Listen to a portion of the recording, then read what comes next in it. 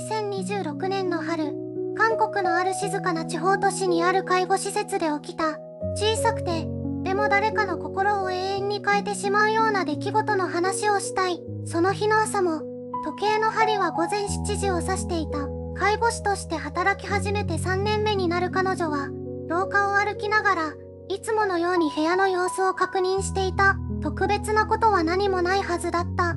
でも、ある部屋の前で、彼女の足はピタリと止まった。薄いカーテン越しに、朝の光が柔らかく差し込んでいた。その光の中に、一人の老いた男性の背中があった。彼はベッドのそばに静かに腰を下ろし、眠っている妻の手をそっと両手で包み込んでいた。声は低く、ほとんど聞こえないほどだった。それでも彼女の耳には、確かにその言葉が届いた。今日もあなたのおかげです。62年間、共に生きてきた夫婦だった。しかし今、妻はアルツハイマーを患い、目の前にいる夫の顔を、もう認識することができない。昨日も、その前の日も、妻は夫に向かって、あなたは誰ですかと尋ねた。その問いのたびに、夫の胸にどれほどの痛みが走るか。介護士である彼女には、想像するだけで胸が締め付けられた。それでも男性は、毎朝必ずここに来る。午前7時、1分も違わずに、妻の手を握り、同じ言葉をつぶやく。妻が自分を覚えていなくても、妻が微笑み返してくれなくても、ただ、その手を握ることだけをしに、毎朝この部屋に現れるのだ。介護士の彼女は、その光景を見ながら思った。愛とは記憶ではないのかもしれない。と、記憶が消えても、62年間共に重ねてきた時間は、二人の体の奥深くに刻まれている。言葉にならない何かが、握られた手と手の間で、今日もそっと息をしている。この夫婦の物語は、実はもっと深いところから始まっている。二人が初めて出会った日、どんな時代を生き抜いてきたのか、そして彼女がなぜこの施設で働くことを選んだのか。次は、この物語の主人公たちを、もう少し近くで紹介したいと思う。記憶が消えても、体が覚えている。二人の間で、今日もそっと息をしている時間がある。この物語は、そんな夫婦の姿から始まる。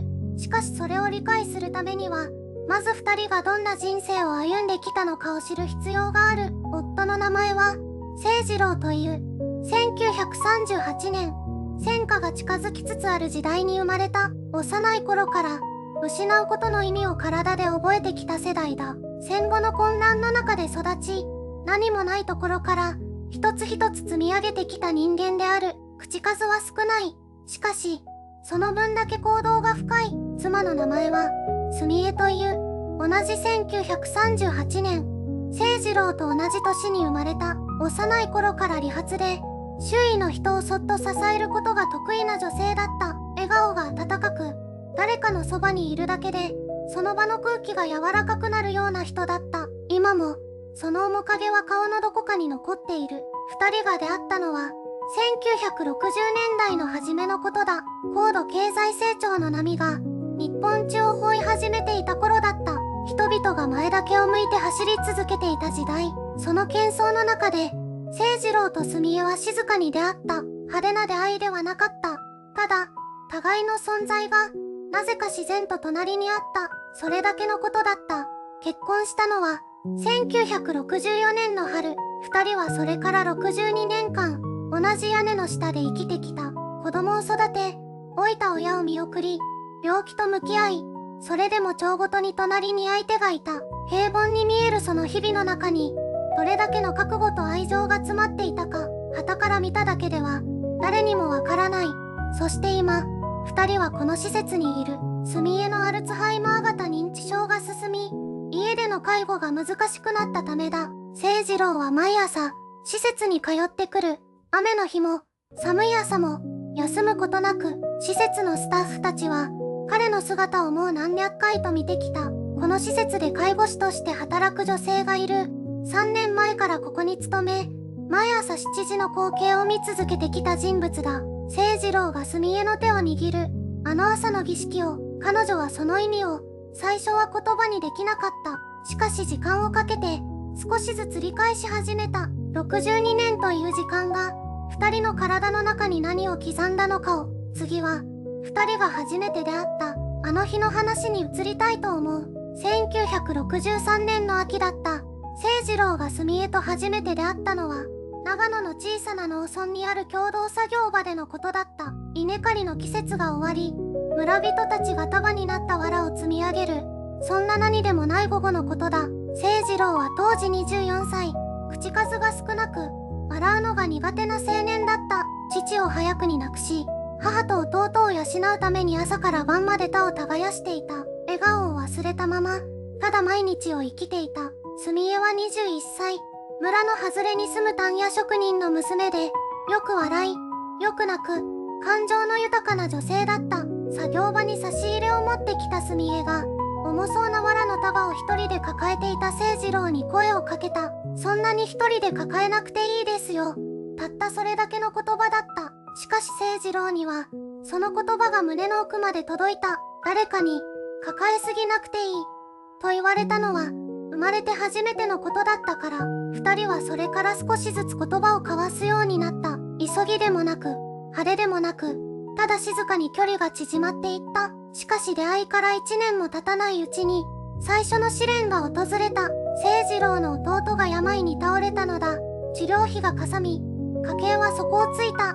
清次郎は澄江に別れを告げようとした。重荷を背負わせたくなかったからだ。あなたが行くなら、私も同じ方向へ歩くだけです。澄江は泣かなかった。ただまっすぐに、清次郎の目を見ていった。その瞳に揺らぎはなかった。清次郎は何も言えなかった。長い沈黙の後、ただ静かに澄江の手を握った。それが、二人が初めて手をつないだ瞬間だった。弟の療養が続く数年間、澄江は清次郎の傍らにいた。贅沢は何もできなかった。それでも二人の間には、いつも穏やかな空気が流れていた。苦しい時ほど、言葉は少なかった。しかし手は、しっかりと繋がれていた。62年後の朝、清次郎が澄江の手を握り続ける理由は、もしかしたらあの日に始まったのかもしれない。言葉ではなく、手で伝えることを、二人はあの頃に覚えたのだ。しかし、穏やかに見えた二人の歩みには、もっと深い転換点が待っていた。しかし、穏やかに見えた二人の歩みには、もっと深い転換点が待っていた。清次郎が50代の半ばを過ぎた頃のことだ。長年勤めた工場が、突然の経営難で閉鎖された。翌日からの収入が、音を立てて消えた。清次郎は、家に帰る足が重くなったと言っていた。玄関の前で何度も立ち止まり、深呼吸をしてから扉を開けた日が続いた。澄江はすでに知っていた。夫の背中を見ればわかった。それでも彼女は、何も聞かなかった。ただ、いつもより少し早く夕食の準備を始めた。温かい味噌汁を、必ずテーブルに置いた。清次郎は後に、こう話したという。あの頃、妻は一言も責めなかった。ただ、そこにいてくれた。それだけで、翌朝また立ち上がれた。仕事を失った男にとって、最も恐ろしいのは貧しさではない。誰かの顔に映る、失望の色だ。しかし澄江の目には、失望など一度も宿らなかった。清次郎はそれを、生涯忘れなかった。やがて清次郎は、小さな仕事を一つずつ拾い集めた。配達、修繕、何でもやった。澄江もパートに出た。二人で台所の隅に小さな缶を置き、毎日少しずつ硬貨を入れた。豊かではなかった。それでも、二人には確かな手応えがあった。互いがいるという、揺るぎない実感だった。転換点とは、必ずしも劇的な出来事ではない。静かに訪れ、静かに二人を変えていく。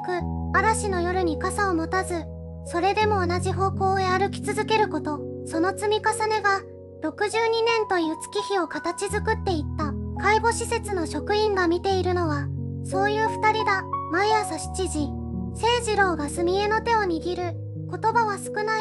しかしその手には、無数の朝が染み込んでいる。工場を失った朝も、子供が熱を出した夜も、二人で缶に硬貨を入れた夕暮れも、すべてがその手の中にある。アルツハイマーは記憶を奪う。しかし、体が覚えていることまでは奪えない。澄江の手が、清次郎のぬくもりに静かに応じるのは、きっとそのためだ。脳ではなく、皮膚が、骨が、62年分の愛を覚えているのだ。そして、そのすべての転換点を超えた先に、二人だけの幸せと呼べる時間が静かに待っていた。工場を失った朝も、子供が熱を出した夜も、二人で効果を数えた夕暮れも、すべてがあの手の中にあった。そして、その無数の積み重ねの先に、二人だけの幸せと呼べる時間が静かに訪れた。子供たちが独り立ちしたのは、二人が50代を迎えた頃のことだった。長男が結婚し、長女が遠い町へ旅立った夜、澄江は清次郎の隣に座り、こう言ったという。ようやく、二人に戻れたね。と、清次郎はその時、何も答えなかった。ただ、澄江の手をそっと握った。それで、十分だった。翌朝から、二人の暮らしが変わった。朝は少しだけゆっくり起きた。市場で、その日食べたいものだけを買った。夕方には近所の川沿いを並んで歩いた。特別なことは、何もなかった。ただ、時間が、二人のものになった。それだけのことが、こんなにも暖かかった。清次郎はよく、近所の老人たちと碁打ちに出かけた。澄江は縁側で、ゆっくりと本を読んだ。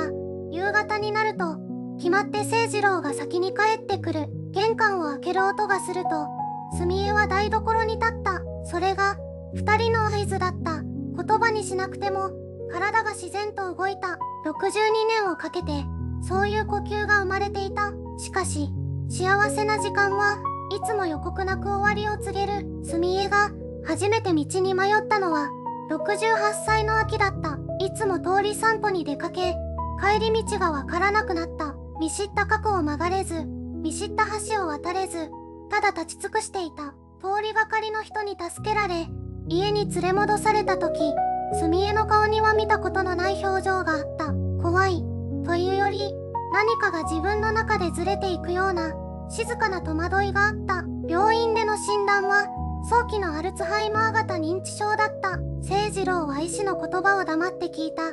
隣に座る澄江の手を、ただ握っていた。帰り道、二人は何も話さなかった。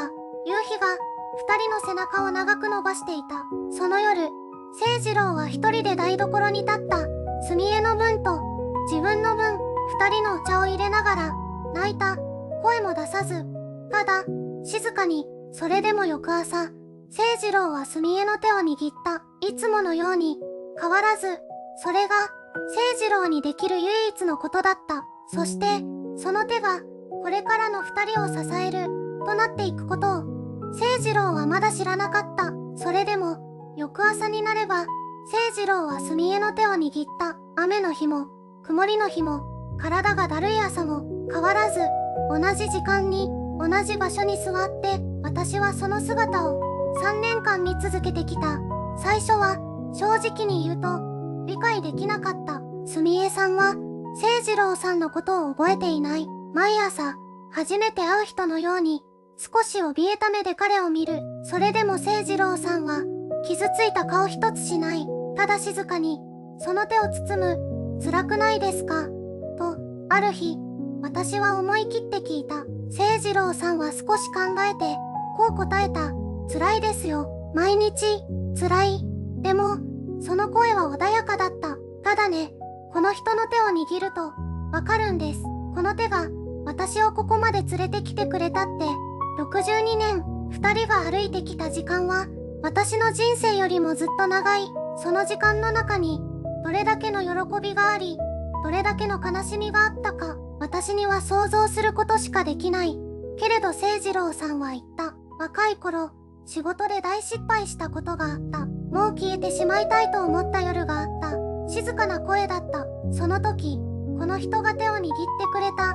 何も言わずに、ただ、ぎゅっと、澄江さんは今、その記憶を持っていない。でも、清次郎さんの体は、まだ覚えている。あの夜、救われた感覚を、だから握るのだと、私は思った。澄江さんを支えるためだけじゃなく、清次郎さん自身が、あの手の温かさに、今もそっと支えられているのだと、支えるということは、一方通行じゃない。62年間、二人は互いに、互いの、だった、いや、違う。日本語で言えば、シチュー、だ、互いが互いの、倒れない理由だった。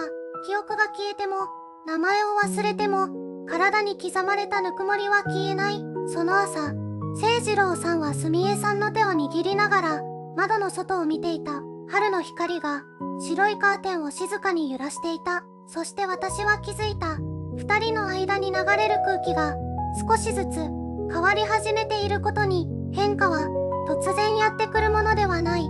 静かにじわじわと心の奥底からにじみ出てくるものだ。私がそれを実感したのはある朝のことだった。清次郎さんがいつものようにすみえさんの手を握っていた。でもその日は違った。すみえさんの指がかすかに動いたのだ。ほんの少し、ほんのわずか、まるで眠っていた記憶が体の奥から目を覚ましたかのように。私は息を飲んだ。声を出せなかった。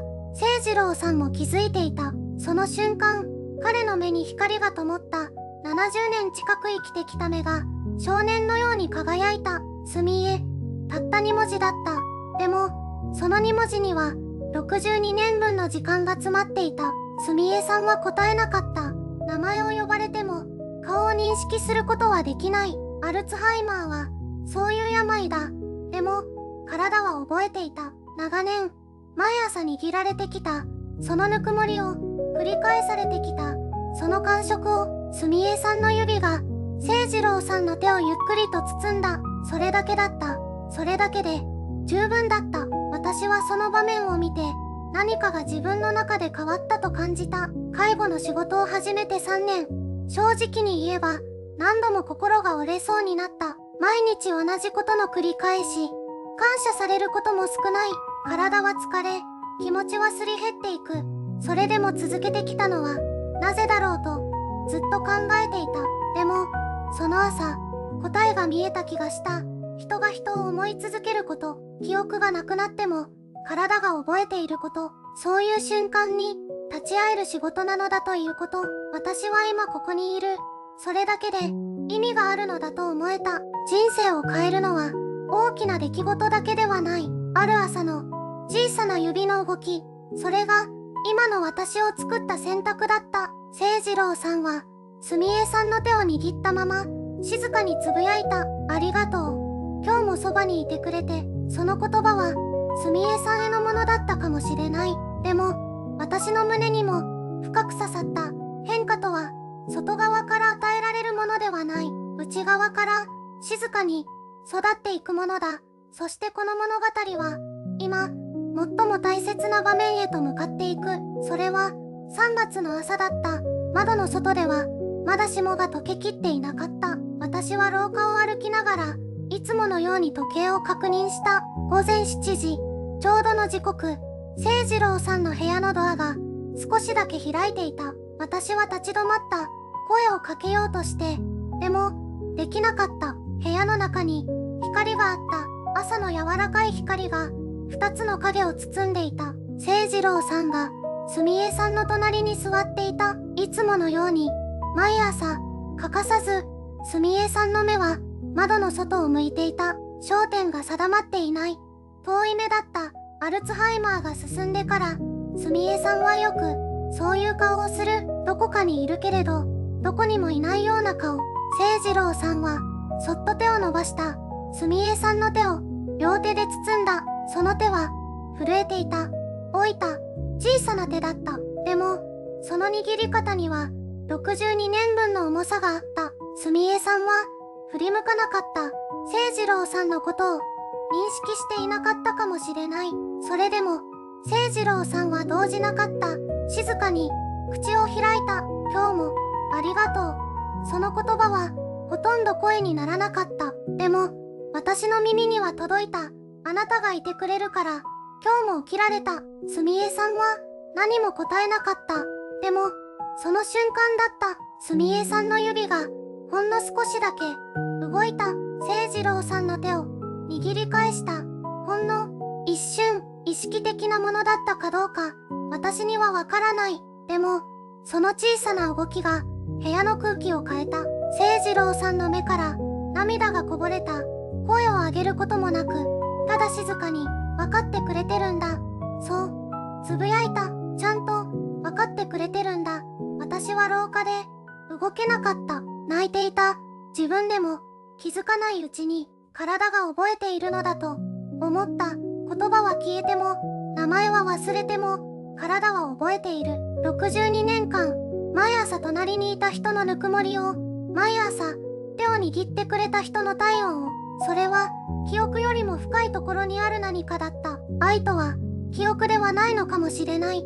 もっと静かな、もっと根深い、何か、言葉にできないけれど、確かにそこにある、何か。清次郎さんは、その日も立ち上がった、すみえさんの額に、そっと額を寄せた。今日もよろしく頼むよ。